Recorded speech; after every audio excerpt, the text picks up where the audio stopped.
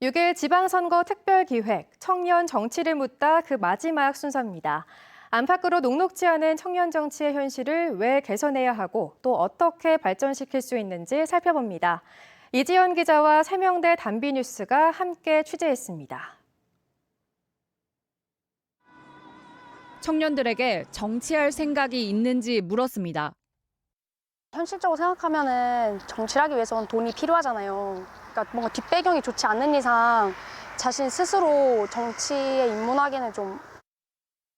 저가 만약에 당장 나간다고 하면 방법을 잘 모르니까 막막할 것 같아요.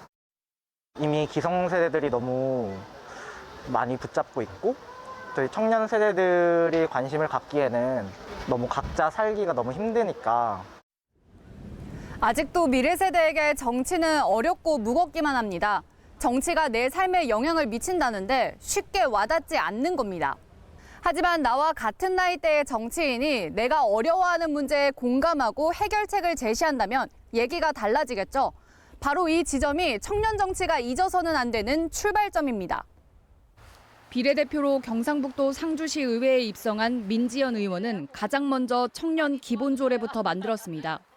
지역의 청년들이 무엇을 하고 있는지, 어떤 걸 힘들어하는지 실태를 조사하고 정책을 마련하기 위해서였습니다.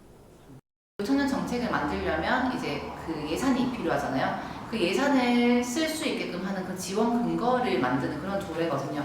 지방도시 같은 경우에는 청년들의 커뮤니티라든지 뭐 동호회 활동 이런 게 전혀 형성이 안 되어 있어요. 그래서 그런 것들을 알아갈 수 있게끔 전국의 청년들이 국가건강검진 대상에 포함되도록 영향을 끼친 것도 30대 시의원이었습니다.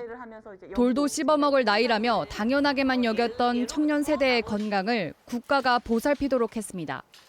청년의 건강을 보건복지부 책임져 달라. 청년은 건강하지 않다.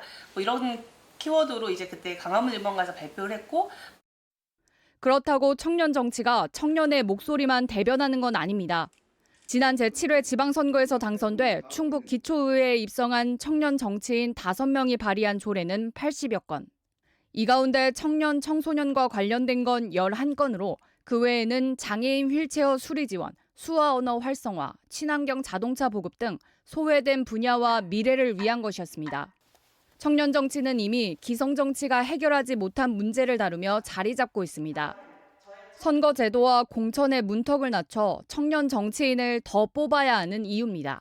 충분히 배려한다라고 하지만 완전히 제도가 달라져 있는 것과 사람에 의존한다는 것은 다른 거거든요. 주민들 속에서 검증되고 능력을 입증한 이런 청년들이 중앙 무대로 진출하고 하는 이런 그 시스템이 너무나 취약하다는 겁니다.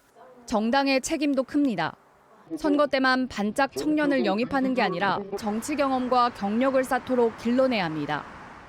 주요 정당에서 청년 조직이 공천에 관여할 수 있도록 보장하고 각계각층이 참여하는 정치 프로그램을 여는 독일과 스웨덴, 노르웨이 등 유럽의 사례는 시사점이 적지 않습니다. 유럽 국가 같은 경우에는 30대 초반인데 뭐 총리, 내각에 등용된다든지 하는 경우가 많잖아요. 그게 어느 날 갑자기 청년이 이렇게 등용된 것이 아니고 정당 경력으로 따지면 뭐 15년 차, 20년 차 이렇게 되는 정치인이거든요. 더 편하게, 수월하게 정당 활동에 참여할 수 있는. 청년들의 관심도 중요합니다. 투표에 참여하고 정당에 가입하거나 후원하면 정치권에서도 청년들을 더 의식할 수밖에 없습니다. 소위 권력이 만들어지는 과정, 내가 정치인으로 성장하는 과정에 내가 누구에게 잘 보였지라고 해서 얻은 자리에는 사실 내가 누구를 위한 정치를 해야 하는가가 자꾸 빠질 수밖에 없잖아요. 적극적으로 유권자가 개입한다면 이 문법이 바뀌지 않을까? 청춘은 원래 아프고 힘들다고 말해온 기성세대. 청년의 현실을 마주하고 해결하기 위한 청년 정치가 우리에게 다가오고 있습니다. MBC 뉴스 이지연입니다.